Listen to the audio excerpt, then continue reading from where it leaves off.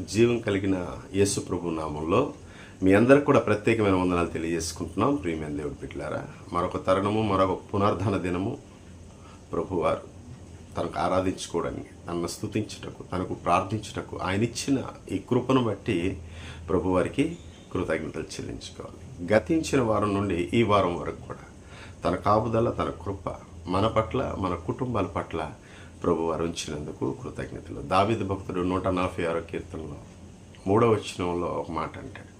ఏ మాట అంటాడంటే, నేను బ్రతుకు కాలమంతయు నా దేవుని నేను కీర్తించేదను. అవును, దేవాది దేవుడు మనకి జీవాన్ని ఇచ్చాడంటే, ఈ బ్రతుకుని ఇచ్చాడంటే, ఈ దినాలు ఇచ్చాడంటే, ఈ క్షణాలు ఇచ్చాడంటే కేవలం ఆయన కీర్తించే బిడ్డలుగా, ఆయన్ని స్తుతించే బిడ్డలుగా, ఆయన ఆరాధించే బిడ్డలుగా ఉండాలని ప్రభువారు ఆశిస్తున్నారు. అట్టి బిడ్డలుగా మనం ఉంటే దేవాది దేవుడు ఆనందిస్తాడు. అట్టి బిడ్డలుగా మనం ఉందాం. ప్రియమైన దేవుడి బిడ్డలారా, ఈ దిన లేఖన భాగాన్ని చదివి వినిపిస్తున్నాను. బైబిల్ గ్రంథం మీ దగ్గర ఉంటే తెరిచి చూడవలసిందే కోరుకుంటూ, యోహాను సువార్త 21వ అధ్యాయము 15వ వచనాన్ని మీకు చదివి వినిపిస్తున్నాను. వారు భోజనం చేసిన తర్వాత యేసు సీమోను పేతురుని చూచి, యోహాను కుమారుడమైన సీమోను, వీరికంటే నీవు నన్ను ఎక్కువగా ప్రేమించున్నావా అని అడగగా అతడు, అవును ప్రభువా, నేను నిన్ను ప్రేమించుచున్నానని నీవు ఎరుగుదువని ఆయనతో చెప్పాను. యేసు నా గొర్రె పిల్లలను మేపమని అతనితో చెప్పాను. ప్రియమైన దేవుని బిడ్డలారా, ఈ వాక్య లేఖన భాగము అనేక మార్లు మనం చదివే ఉంటాం, విని ఉంటాం, అనేక దైవజనులు ఈ మాటలు చెప్పి ఉంటారు. కానీ ప్రభువారు ఈ దినం మనతో ఏం మాట్లాడాలని ఆశిస్తున్నారో ఈ యొక్క లేఖన భాగంలో ముందుకు వెళ్దాం. యేసు ప్రభువారు పునరుద్ధానం తదుపరి ఈ యొక్క మాటలు ఎవరు చెప్తున్నారు? తన శిష్యుడైన పేతురు గారిని తెలియజేస్తున్నారు. నేను చదివే లేఖన భాగం ఒకసారి చదివాను, కానీ ముమ్మారు ఉంటుంది అక్కడ. ఎలా ఉంటుందంటే, యోహాను కుమారుడు అయిన సీమోను, నీవు నన్ను ప్రేమించున్నావా? ఆయన అంటారు, అవును ప్రభువా, నేను నిన్ను ప్రేమిస్తున్నాను, నా గొర్రె పిల్లల్ని మేపు. రెండోసారి కూడా అదే విధంగా అడిగినప్పుడు, అవును ప్రభువా, నేను నిన్ను ప్రేమించుచున్నాను, అయితే నా గొర్రెలను కాయ అంటాడు. మూడోసారి కూడా ఆ విధంగా అడిగినప్పుడు ఆయన మనస్సు నొచ్చుకొని బాధపడుతూ, ప్రభువా, నేను నిన్ను ప్రేమిస్తున్నానని నువ్వు ఎరిగి ఉన్నావు అయ్యా, నీకు నేను ప్రేమిస్తున్నానయ్యా అని ఆ మాట తెలియజేసినప్పుడు ఏమంటారంటే యేసు ప్రభువారు, నా గొర్రెలను మేపు అంటాడు, నా గొర్రె పిల్లల్ని మేపు అంటాడు, నా గొర్రెల్ని కాయు అంటాడు, నా గొర్రెల్ని మేపు అంటాడు. ప్రియమైన దేవుడి బిడ్డలారా, ఎందు నిమిత్తం ఈ మాట యేసు ప్రభువారు సీమోను పేతురుని ఈ మాట అడిగాడు? ఎందు నిమిత్తం ఈ మాటని అడిగి ఉన్నాడంటే, వాక్యాలు మనం ముందుకు వెళ్తే, లేఖన భాగాల్ని పరిశీలన చేస్తే ఎందు నిమిత్తం ఈ మాటలు మాట్లాడారు అనేది మనకి తెలుస్తుంది. యేసు ప్రభు వారికి గొర్రెలు ఉన్నాయా? గొర్రె పిల్లలు ఉన్నాయా? ఆ విధంగా మాట్లాడుతున్నారు. లేదా ఈయన కాపరిగా ఉన్నారా? ఆయనకు అప్పగించాడా? ఎందు నిమిత్తం ఈ మాటలు యేసు ప్రభు మాట్లాడుతున్నారు? యేసు ప్రభు వారు ఆడే మాటల్లో అర్థం ఉంది. తన గొర్రె పిల్లలు అనగా నూతనంగా వచ్చిన విశ్వాసులు, గొర్రెలు అనగా విశ్వాసులు. వీరిని బట్టి ఆ మాటలు ఎవరితో పలుకుతున్నారంటే పేతురుతో మాట్లాడుతున్నారు. అతి సమీపంగా ఉన్న శిష్యుడు పేతురు, నమ్మకంగా ఉన్నవాడు కూడా పేతురే. ప్రతి మాటని రిసీవ్ చేసుకున్నవాడు అనగా ఆలకించేవాడు కూడా పేతురే. యేసు ప్రభు ఏ స్థలానికి ప్రార్థనకి వెళ్ళినా కూడా సీమోను పేతురుని తీసుకుని వెళ్ళేవాడు. సీమోను పేతురుకి ఏదైనా అనుమానం కలిగినా, ఏదైనా అర్థం కాకపోయినా యేసు ప్రభువుని వెంటనే అడిగేవాడు, ప్రభువా, ఎందు నిమిత్తం ఈ మాట మీరు పలికారు? ఎందు నిమిత్తం మీరు ఇలా మాట్లాడారు? యేసు ప్రభువుని అందరూ విడిచిపోయి వెళ్ళినప్పుడు కూడా యేసు ప్రభు వారు పేతురుని అడుగుతారు, పేతురు, నువ్వు కూడా నన్ను విడిచి వెళ్ళిపోతావా? ఆయన అంటాడు, అయ్యా, నువ్వు నిత్య జీవపు మాటలు గలవాడు, నిన్ను విడిచి మేము ఎక్కడికి వెళ్తాం? పేతురు ఆ మాట పలుకుతాడు. అంత నమ్మకమైన వాడు, అట్టివాడికి యేసు ప్రభువారు పునరుద్ధాన తదుపరి ఈ మాట ఎందుకు పలుకుతున్నాడు? నీవు నన్ను ప్రేమించుచున్నావా? ఒక దినం వచ్చినప్పుడు పేతురు ఏమన్నాడంటే, ప్రభువా నీ నిమిత్తం చావడానికి సిద్ధమైనా కూడా నేను సిద్ధంగా ఉంటానంటాడు. అంత గొప్ప మాట ఇచ్చే పేతురు ఎందు నిమిత్తం ఈ మాటలు పలికాడంటే, అదే యోహాను సువార్త 21వ అధ్యాయం 3వ వచనంలో చూస్తే ఏమంటాడు? నేను చేపలు పట్టుటకు వెళ్తున్నాను. చేపలు పట్టుటకు వెళ్ళడం పెద్ద నేరమా?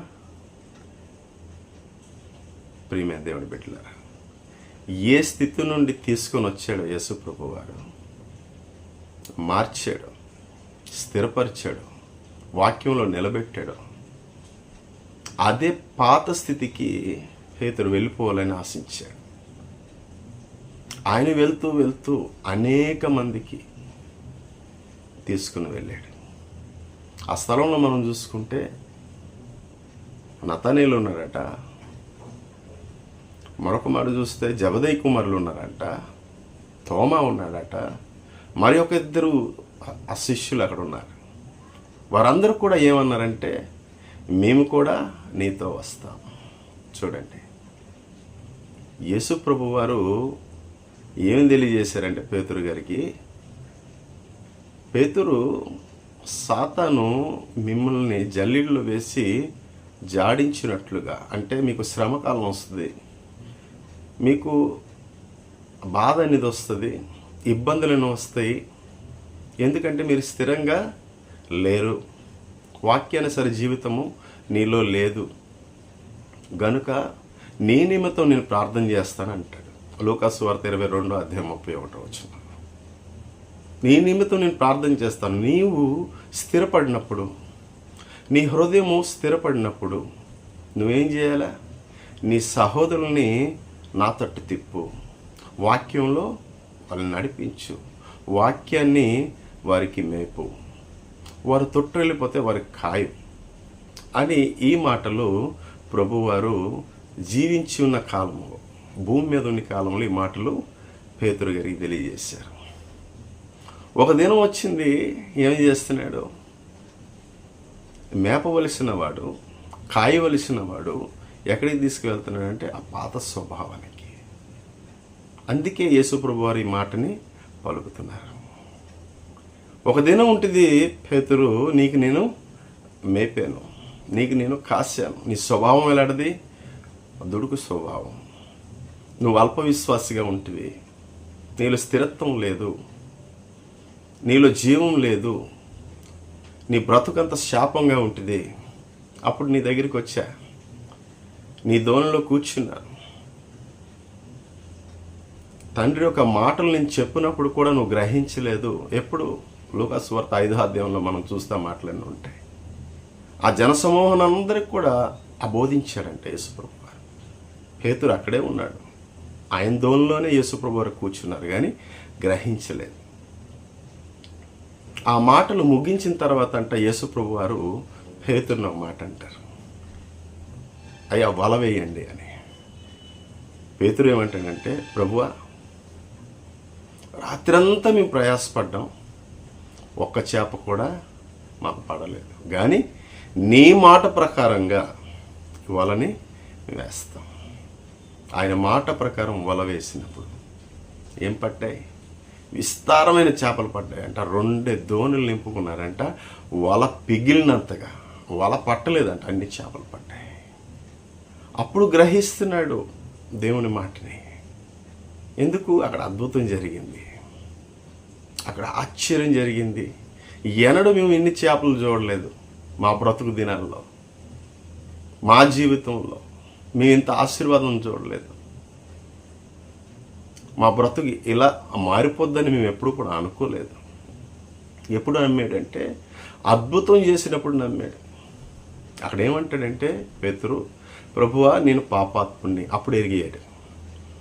ఎప్పుడైతే తండ్రి మాటల్ని తెలియజేశాడు ఆ ప్రజలకి, అప్పుడే ఒప్పుకోవాలి కదా. ప్రభువా నువ్వు సత్యమైన మాటలు చెప్తున్నావు, జీవమైన మాటలు చెప్తున్నావు, మంచి మార్గంలో మమ్మల్ని నడిపిస్తున్నావు అని ఆయన అప్పుడు ఒప్పుకోలేదు. కానీ ప్రియమైన దేవుడు బిడ్డలారా, అద్భుతం చేసినప్పుడు మోకరించేట, ప్రభువా నేను పాపాత్మని, నన్ను విడిచి వెళ్ళిపో. ఈ దినం విశ్వాసులమైన మనం ఎలా ఉన్నాం? అనేక మంది ఈ దినం యేసుప్రభుని ఎలా విశ్వసిస్తున్నారంటే ఆ మేలును బట్టి, అద్భుతాలు బట్టి, ఆశ్చర్యకార్యాలు బట్టి యేసుప్రభుని విశ్వసిస్తున్నారు. ఏ దినమైతే మేలులు వాళ్ళ గృహంలో జరగకపోతే, వాళ్ళ జీవితాల్లో జరగకపోతే ఏమంటారంటే, ప్రభు నాతో మాట్లాడటలేదు, నేను దేవుని ప్రార్థించిన నా ప్రార్థన వినటలేదు, నాకు మేలులు జరగడం లేదు, నాకు అద్భుతాలు జరగడం లేదు, ఎందు నిమిత్తం నేను వెంబడించాలి అని అనేక మంది తొట్టెళ్ళిపోతున్నారు. అనేక జీవితాలు ఈ దినం చూస్తే ఏమి దేవుడులే, ఏమి చేశాడు మాకు, దేవుడు ఉన్నాడా, దేవుడు ఉంటే మాకు ఇలాంటి శ్రమలు వస్తాయా, ఇలాంటి బాధలు వస్తాయా అని ప్రియమైన దేవుని బిడ్డలారా మాట్లాడుకునే విశ్వాసులు లేరంటారా? ప్రభువారు ఈ లోకానికి అద్భుతాలు చేయడానికి వచ్చారా, ఆశ్చర్యకార్యాలు చేయడానికి వచ్చారా, లేదా మిమ్మల్ని గణపరచడానికి వచ్చారా? కాదు ప్రియమైన దేవుని బిడ్డలారా, జీవాన్ని ఇవ్వడానికి వచ్చాడు, సత్య మార్గంలో నడిపించడానికి వచ్చాడు, తన ప్రాణాన్ని పెట్టి మీకు నీతిమంతులుగా చేయటకు ఆయన ఈ లోకానికి వచ్చాడు. తండ్రి చెప్పిన మాటలు అది వాక్యంగా మేపడానికి ఈ లోకానికి వచ్చాడు. అందుకే ఆయన ఏమంటాడంటే, నేనే సత్యము, నేనే జీవము, నేనే మార్గము, నా మార్గమందు వచ్చేవారే నా తండ్రి రాజ్యానికి అర్హులుగా ఉంటారు. ప్రియమైన దేవుడి బిడ్డలారా, అద్భుతాన్ని చూసి ఏమన్నాడు పేతురు, నేను పాపాత్మను. అప్పుడు వరకు ఆయన జీవితం ఎలాంటిదో, ఆయన పరిస్థితి ఎలాంటిదో, ఆయన బ్రతుకు ఎలాంటిదో ఆయన ఎరిగి ఉండలేదు. అప్పుడు ఎరిగాడు. యేసుప్రభు వారు గొప్పవారు. అయితే యేసుప్రభు వారు ఒక మాట అంటారు, ఈ దినం నుండి నీకు చేపలు పట్టేవాడిగా కాదు, మనుషులు పట్టేవాడిగా వస్తాను. పేతురు వెంటనే అవన్నీ కూడా విడిచిపెట్టారట. జాలర్లు, ఆ వలలు, పడవలు విడిచిపెట్టి యేసుప్రభు వారిని వెంబడించారు. ఎందుకు వెంబడించాడు ఆయన అంటే, నా బ్రతుకు ఇక చక్కగా ఉంటుంది, ఎందుకంటే యేసుప్రభు వారు నా తోడున్నారు, ఆయన అద్భుతాలు చేస్తారు, ఆయన ఆశ్చర్యకార్యాలు చేస్తారు. మాకు ఆహారం విషయంలో కానీ, వస్త్ర విషయంలో కానీ, మా కుటుంబ విషయంలో కానీ మాకేది కూడా కొదువు ఉండదు. ఆయనతో ఉంటే మేము రాత్రి అంతా ప్రయాసపడవసరం లేదు. ఆహారం నిమిత్తం, మా కుటుంబాలు పోషించుకునే నిమిత్తం మేము ప్రయాసపడవసరం లేదు. ఎందుకంటే యేసుప్రభు వారితో ఉంటే అన్నీ మాకు ఉంటాయి. ఎందుకంటే ఆయన అద్భుతాలు చేసేవాడుగా. ఆ యొక్క విశ్వాసంలో వచ్చాడు. కానీ యేసుప్రభు ఆయన హృదయం ఎరిగినవాడు, అందరి హృదయాలు ఆయన ఎరిగినవాడు. నేను ఎలాగైనా స్థిరపరుస్తాను. పేతురు, నువ్వు బండవి, ఈ బండపైన నేను సంఘాన్ని స్థాపిస్తాను, పరలోక తాళపు చెవులు నీకు ఇస్తాను. ఏది నువ్వు భూలోకంలో బంధిస్తావో అవి ఎక్కడ పరలోకంలో విప్పబడతాయి, ఏవి నువ్వు భూలోకంలో విప్పుతావో అవి పరలోకంలో విప్పబడతాయి. నువ్వు ఏది బంధిస్తావో అది బంధింపబడుతుంది, ఏది విప్పుతావో అది విప్పబడతాయి పరలోకంలో. అట్టి యోగ్యత సంఘ నాయకుడుగా, వాక్య పరిచారకుడుగా, లేదా మంచి గొప్ప విశ్వాసిగా, అనేక మంది నడిపించేవాడుగా నీకు నేను ఉంచాలనుకుంటున్నానని యేసు ప్రభు అట్టి మాటలతో ఆయన స్థిరపరిచాడు. కానీ వీళ్ళు ఎలా ఉన్నారంటే, ఈ పేతురు గారు అల్ప విశ్వాసిగా ఉన్నాడు. ఆయన ఆలోచన ఏమంటే ఎప్పుడు కూడా ఒకటే మాట అడుగుతారు యేసు ప్రభు, ప్రభువా సమస్తాన్ని మేము విడిచిపెట్టి వచ్చాం, మాకేం దొరుకుతుంది? ఓడలు విడిచిపెట్టాం, అన్నం విడిచిపెట్టాం, వలలు విడిచిపెట్టాం, మా బ్రతుకును విడిచిపెట్టాం, నూతనమైన బ్రతుకు అన్నావు, ఇక్కడ చూస్తే మాకేమి కూడా లేదు, మాకేటి కొదువుగా, ఇవన్నీ మాకు కొదువుగా ఉన్నాయి ప్రభువా, ఎలా మా కొదువును తీరుస్తావంటే ప్రభువారు అంటారు, ఇహలోకమందును పరలోకమందును రెండు చోట్ల మీకు ఆశ్రదిస్తాను. అనేక మార్లు వీళ్ళు బలహీనంగా ఉంటున్నప్పుడు యేసు ప్రభువారు బలపరిచారు. వాక్యం విన్న వారికే వారు స్థిరత్వంగా ఉంటారు. ప్రభువారు మాట్లాడినప్పుడే స్థిరత్వంగా ఉంటారు. ప్రభువారు మాట్లాడడం చాలించిన తర్వాత లేదా ఆపివేసిన తర్వాత వీరందరూ కూడా తొట్టెలిపోయే జీవితంలో జీవించారు. అందులో ముఖ్యుడవుతున్నాడు పేతురు గారు. మన జీవితాలు అలాగే ఉన్నాయా? సంఘానికి వెళ్తాం, దైవజనులు చెప్పే వాక్యాన్ని వింటాం, వాక్యాన్ని గ్రహిస్తాం, ఉత్సాహంగా ఉంటాం. ప్రభువా, నువ్వు నిజమైన దేవుడివి, నువ్వు అద్భుతకరుడు అని ప్రార్థన చేస్తాం. గొప్ప మాటలు ఈ దినం విన్నాం, మేము ఆదరణ పొందుకున్నాం, బలాన్ని పొందుకున్నాం, శక్తిని పొందుకున్నాం అని చెప్పి తిరిగి మన గృహాలకు వచ్చినప్పుడు, లేదా సంఘం నుండి బయటికి వచ్చినప్పుడు మన జీవితాలు, మన బ్రతుకులు తిరిగి ఆ యొక్క పేతురు వలె మన జీవితాలు ఉంటున్నాయా? విశ్వాసం లేక. ఒక దినం యేసు ప్రభు వారు నీటి మీద నడిచి వచ్చారంట. ఆ సముద్రం మీద నడిచి వస్తున్నప్పుడు పేతురు చూసి, ప్రభువా, నేను కూడా నీ వల్లే నడవాలనుకుంటాడు, ప్రభువులాగా నడవాలనుకుంటాడు. ప్రభువారు అంటారు, సరే రా అని పిలిచినప్పుడు చక్కగా నడుస్తాడు, కానీ అక్కడ ప్రభువుని చూడడు, లోకాన్ని చూస్తాడు. ఇదిన మనం ఎలా ఉన్నాం? లోకాన్ని చూసేవారిగా ఉన్నావా? లోక శ్రమలు, లోక బాధలు, లేదా లోక ఆనందాలు, లోక సంతోషాలు, మన కుటుంబ సమస్యలు, లేదా లోక సమస్యలు, వ్యర్థమైన మాటలు లేదా సంభాషణ కలిగి ఆ వైపు మనం చూస్తూ పేతురు వలె నీటిలో మునిగిపోతున్నాం. లోకాన్ని చూస్తే ఏమవుతాం? మునిగిపోతాం. ప్రభు మార్గమందు జీవించినప్పుడు, ఆయనలా నడవాలంటే ఆయన మార్గమందు నడవాలంట. పౌలు గారు ఆ మాట అంటారు. ఏమంటారు? నేను క్రీస్తును పోలి నడుచుకుంటున్నాను, నన్ను పోలి మీరు నడుచుకోండి అని నడుచుకున్నాడు, చూపించాడు. ఆ విధాన్నే మనకి నేర్పిస్తున్నాడు. ప్రియమైన దేవుని బిడ్డలారా, పేతురు ఏం చేశాడు? నడుస్తానన్నాడు, కొంత దూరం నడిచాడు, కానీ నడవలేకపోయాడు. ఏం చేశాడంటే లోకాన్ని చూశాడు. ఆయన యేసుప్రభు ఏమంటారంటే అల్ప విశ్వాసి అంటాడు. సందేహిస్తున్నావు ఎందుకు? ఎందుకు సందేహిస్తున్నావు? స్థిరత్వంగా ఉండు, విశ్వాసంలో నిలబడు. నేనున్నాను కదా ఈ లోకంలో, నేను రక్షించుటకు, నేను నడిపించుటకు, సత్యమైన మార్గంలో నీకు జీవింప చేయుటకు నేను ఈ భూమి మీద ఉన్నాను. నన్ను చూడు, నా వలె నడువు. అల్ప విశ్వాసిగా ఎందుకుంటున్నావు? ఇదేనో యేసుప్రభు వారు మనల్ని కూడా అదే మాట అడుగుతారు. అల్ప విశ్వాసులుగా ఎందుకుంటున్నారు? చిన్న శ్రమ వచ్చినప్పుడు, చిన్న పరీక్ష వచ్చినప్పుడు లోకం తట్టింది వస్తున్నారు మీరు. నా తట్టు చూడండి. నాకు శ్రమ వచ్చింది, హింస వచ్చింది, బాధ వచ్చింది, మరణం కూడా వచ్చింది, పునరుద్ధానం అయ్యాను. నన్ను చూడండి, నన్ను వెంబడించండి.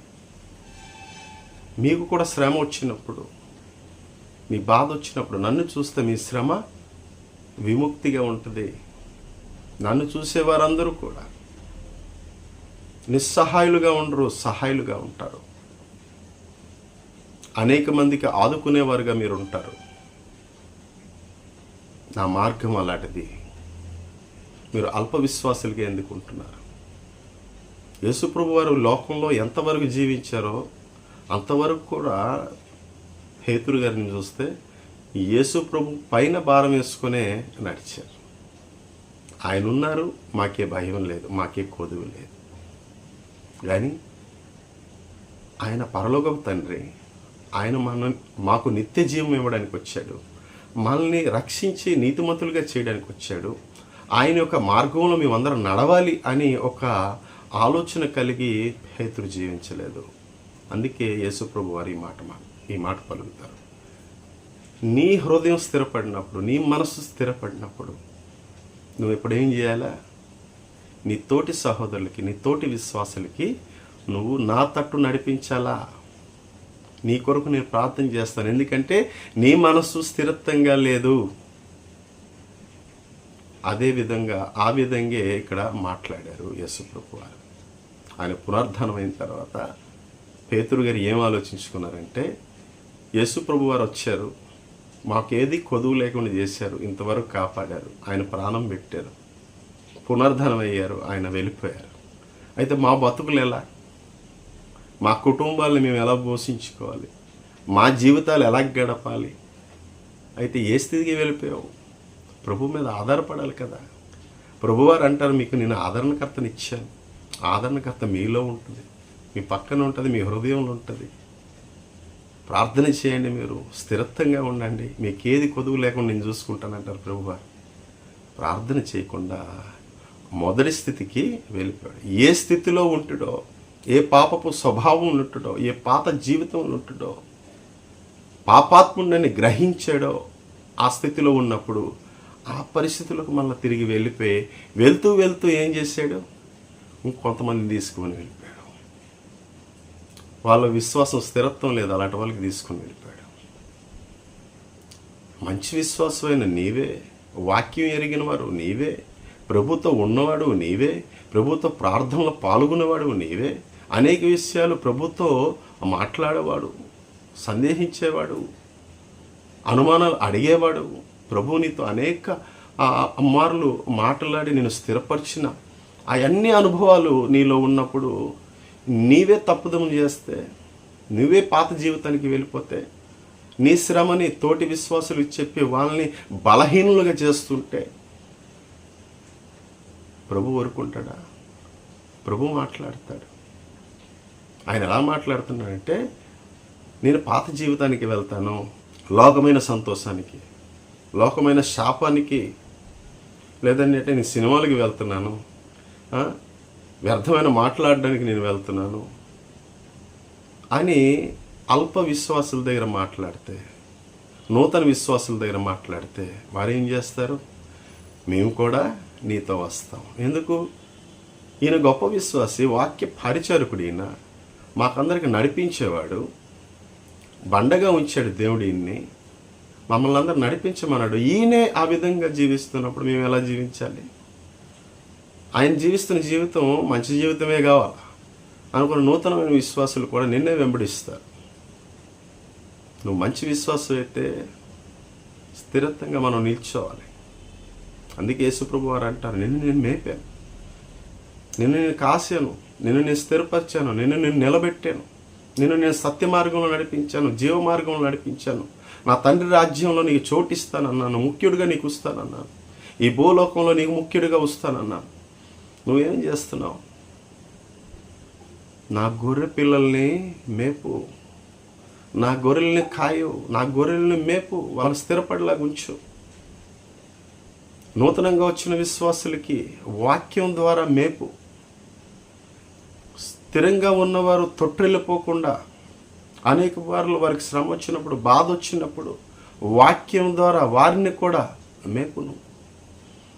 వారికి కాయు, వారు తొట్టిల్లిపోకుండా, వారు కుడికి కానీ ఎడమకు కానీ వెళ్ళిపోకుండా, నన్ను విడిచి వెళ్ళిపోకుండా, నా మార్గాన్ని విడిచి వెళ్ళిపోకుండా నీవు కాయుడకు నేను ఈ భూమి మీద నిలబెట్టాను, బండగా ఉంచాను, నీకు సంఘంలో ముఖ్యుడిగా ఉంచాను. నీకు ఈ దినం నువ్వు నన్ను ప్రేమిస్తున్నాను అంటున్నావు.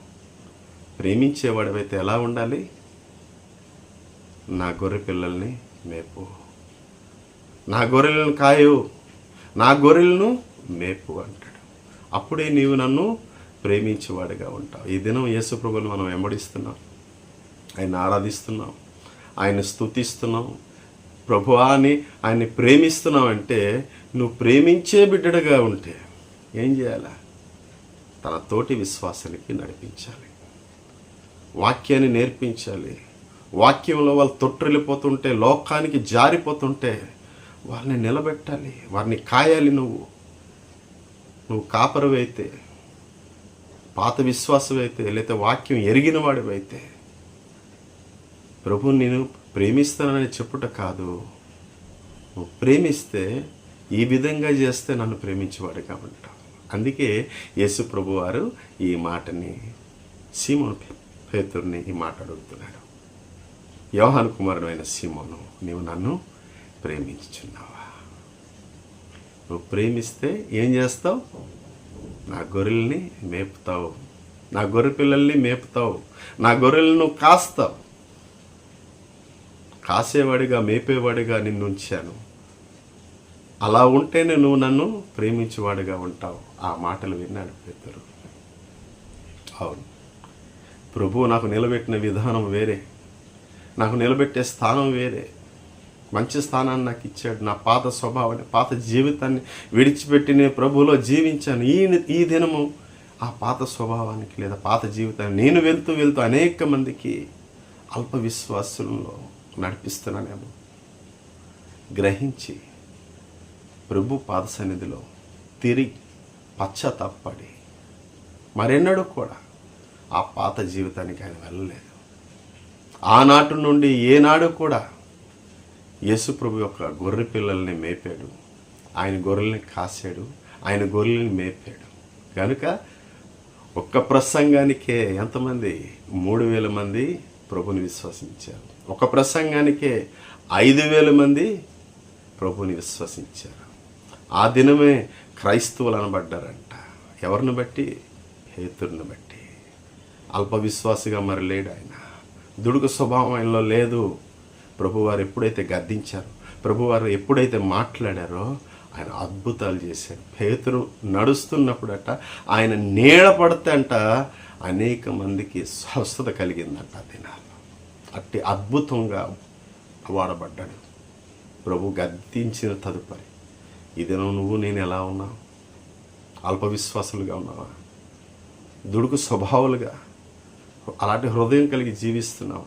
వెంటనే విశ్వసించి వెంటనే ప్రభువుని రిసీవ్ చేసుకొని ఆనందంగా ప్రభు దగ్గరికి వచ్చి వాక్యం అయిపోయిన తదుపరి శ్రమ వచ్చినా, బాధ వచ్చినా, ఇబ్బందులు వచ్చినప్పుడు ప్రభువుని విడిచిపెట్టేవారుగా, ప్రభు మీద మాట్లాడేవారుగా, ఇతరుల్ని అల్ప విశ్వాసంలో నడిపించేవారుగా, నూతనమైన విశ్వాసుల్ని మనల్ని చూసి వారు ఏమి నేర్చుకుంటారు?